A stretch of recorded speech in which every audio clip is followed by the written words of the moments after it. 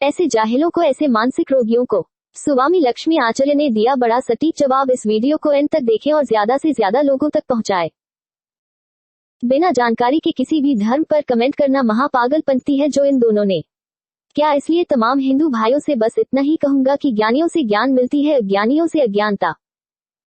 अज्ञानियों से ज्ञान लेते रहो, पागलपन का परिचय देते रहो। अगर लेनी है सही इस्लाम की जानकारी तो पढ़े ये दोनों पुस्तक की पृष्ठ सारी।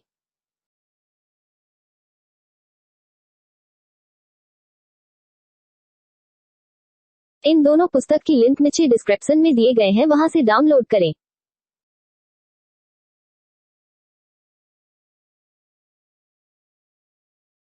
मरदूद वसीम रिजवी ने बलात्कारी वसीम रिजवी ने जाहिल वसीम रिजवी ने हुजूर अकदस सल्लल्लाहु अलैहि वसल्लम के साने अकदस के खिलाफ किताब लिखा। दंगाए आतंकी नरसिंहानंद के साथ मिलकर हमारी नबी की शान में गुस्ताखी की। उस नबी की शान में गुस्ताखी की है जिस नबी ने अपनी उम्मतों के लिए अपना सब कुछ कुर्बान कर दिया। जो नबी रात रात भर जागकर अपनी उम्मतों के लिए दुआएं मगफिरत क्या करते थे, रोया करते थे। उस नबी की शान अकदस में गुस्ताखियां पर गुस्ताखियां की जा रही है और हम बुज़दिलों की तरह खामोश देख रहे हैं।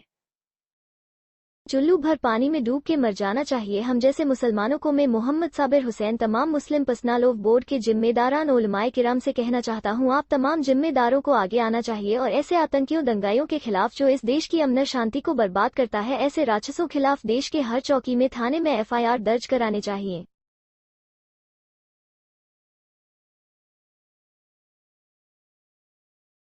एक मुस्लिम परिवार में पैदा हुआ है, बाय बर्थ मुस्लिम है, उसके बावजूद भी क्या आपके समाज में कुछ लोग ऐसे नहीं मिले जिनके साथ लेकर आप लड़ाइयाँ लड़ सकते? देखिए, ऐसा है कि वो दिन आएगा, अभी नहीं। जब इनकी क्रूरता बहुत बढ़ जाएगी, बहुत खून खराबा हो जाएगा, तो आने वाले 50-60 सालों में ये इस्लाम के धर्म के मानने वाले इस्लाम से नफ़रत करने लगेंगे।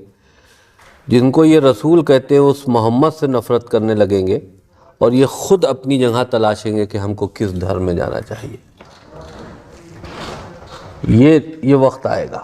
के खत्म होने का दावा भी ठोक दिया। अगर यहाँ जिहादियों की सरकार बन गई, मुसलमान मुख्यमंत्री यहाँ का प्रधानमंत्री बन गया, तो यहाँ किसी का कोई मानवाधिकार नहीं होगा। फिर तो यहाँ दानवों के अधिकार रहेंगे, जैसे पाकिस्तान में होता है, अफगानिस्तान में होता है। आप क्या चाहते हैं?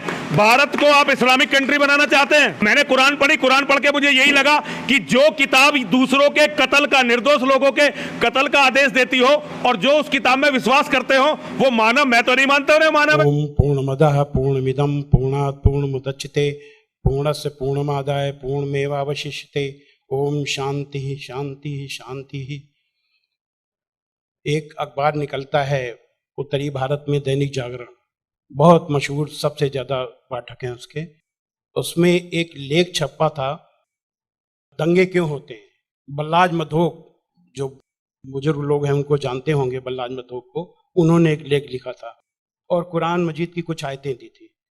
तो वो आयतें देखने के लिए कि क्या वास्तव में सही है कि नहीं, मैं इलाहाबाद में एक दुकान में गया और मौलाना फतेह मोहम्मद खान साहिब जालंधरी और मौलाना अब्दुल पारिक साहब की हिंदी का अनुवाद ले आया और उसमें हमने देखा तो वो कुरान मजीद की वो आयत वैसे ही मौजूद थी। तो मुझे लगा कि ये बात सही है और मैंने किताब लिखी, इस्लामिक आतंकवाद का इतिहास।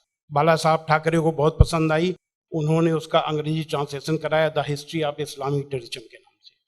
बाद में एक सज्जन ने, अब मैं वहाँ आ रहा हूँ कि मेरा सोच कैसे बदला। मुंबई के एक व्यापारी ने मुझसे कहा कि स्वामी जी, आप जो काम कर रहे हो उसमें फंड की जरूरत है, फंड आपको नहीं मिल रहे, आप ऐसा करिए, किताब इस्लाम पर लिखिए अमेरिका के लिए कि वास्तव में इस्लाम से अमेरिका को खतरा है, तो आपको अच्छा खासा आपको वहाँ से रॉयल्टी मिलेगी, आपके सारे काम चल जाएंगे। लेकिन वो बड़ी किताब होनी चाहिए। उसको लिखने के लिए मैंने हजरत मोहम्मद सल्लल्लाहु अलैहि वसल्लम की जीवनी पढ़ी।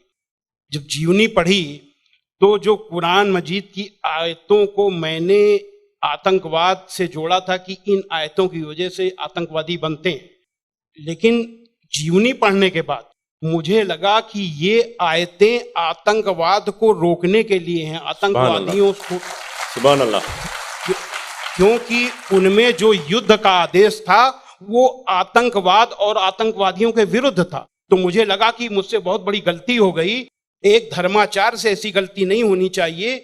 और वो गलती क्यों हुई? वो गलती का जिम्मेदार मैं नहीं था, उस गलती का जिम्मेदार अनुवाद करने वाला था, जिसने ये नहीं बताया कि आयत का मतलब कैसे समझें। किसी भी हम यहाँ जो गैर मुस्लिम भाई होंगे उनको मैं बताऊं कि आयत का मतलब समझने के लिए जरूरी है कि आयत क्यों और किन परिस्थितियों में आई। ये जब जानेंगे तभी सही अर्थ मालूम होगा। तो ये जानने के बाद मैंने एक दूसरी किताब लिखी, इस्लाम आतंक या आदर्श, यानी इस्लाम में आतंक नहीं, आदर्श ही आदर्श है। और इसका हम दूसरा उदाहरण और हम दे रहे हैं क्योंकि हमने एक दूसरी किताब भी लिखी है। एक बार मैं जा रहा था, अभी थोड़े दिन की बात है, तो एक सज्जन से मेरी बातचीत होने लगी। मैंने कहा इस्लाम में आतंकवाद है ही नहीं। तो उन्होंने क्या किया, अपने मोबाइल में दिखाया एक इंटरनेट से कि आज से 100 साल पहले ब्रिटिश पार्लियामेंट में एक भूतपूर्व जो प्रधानमंत्री विलियम ग्लैडस्टोन थे, उन्होंने कुरान मजीद को लहराते हुए उसके बारे में कुछ नेगेटिव चीजें कही थी। तो मुझे बिल्कुल अपनी बात याद आ गई कि जैसे मैंने गलत समझा वैसे विलियम ग्लैडस्टोन ने भी गलत समझा, और उसके जिम्मेदार वो नहीं, अनुवाद करने वाले थे, क्योंकि उन्होंने सही अनुवाद उसको सही ढंग से एक्सप्लेन क्यों नहीं किया।